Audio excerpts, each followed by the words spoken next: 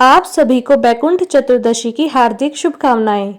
हर साल कार्तिक मास के शुक्ल पक्ष की चतुर्दशी तिथि के दिन बैकुंठ चतुर्दशी का व्रत होता है और इस साल बैकुंठ चतुर्दशी का व्रत 14 नवंबर को रखा जाएगा। इस दिन भगवान विष्णु और भगवान शिव का व्रत रखा जाता है। इस दिन भगवान विष्णु ने कमल के पुष्पों से भगवान शिव की उपासना की थी। मान्यता है कि इस दिन व्रत रखने से साधक के सारे पापों का अंत हो जाता है और इस दिन पौराणिक कथा का पाठ करने से तमाम कष्टों से मुक्ति मिलती है। तो आपको सुनाते हैं बैकुंठ चतुर्दशी की कुछ पौराणिक कथाएं। पौराणिक कथा के अनुसार एक बार भगवान विष्णु देवादिदेव महादेव की पूजा करने काशी आए।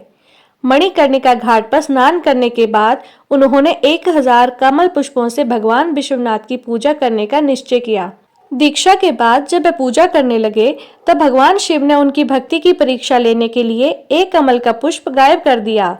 भगवान श्री हरि भगवान शिव की पूजा पूर्ण करने के लिए 1000 कमल के पुष्प चढ़ाया करते थे। आज एक पुष्प कम देखकर उन्होंने सोचा कि मेरी आंखें भी तो कमल के पुष्प के समान हैं। मेरा नाम कमल नयन और पुंडरीकाक्ष भी है।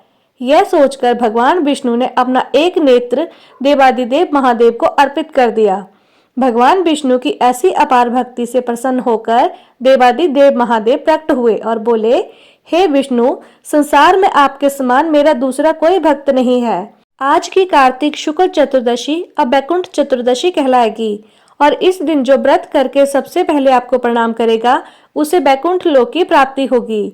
ऐसा कहकर भगवान शिव ने भगवान विष्णु के नेत्र को यथावत कर दिया और उन्हें आशीर्वाद स्वरूप सुदर्शन चक्र दिया, जिसकी चमक करोड़ों सूर्य के बराबर थी। भगवान शिव और भगवान विष्णु कहते हैं, इस दिन स्वर्ग के दरवाजे खुले रहेंगे और यदि मृत्यु लोक में रहने वाला व्यक्ति इस दिन व्रत करता है और कथा सुनता है तो वह व्यक्ति बैकुंठ धाम को जाता है। एक अन्य कथा के अनुसार एक बार धनेश्वर नामक एक ब्राह्मण था जो सदैव बुरे कर्म किया करता था। उसके ऊपर कई पापों का बोझ था। एक दिन वह गोदावरी नदी में स्नान करने के लिए गया। उस दिन बैकुंठ चतुर्दशी थी। कई भक्तजन उस दिन पूजा अर्चना कर गोदावरी घाट पर आए थे। उसी भीड़ में धनेश्वर भी उन सबके साथ था।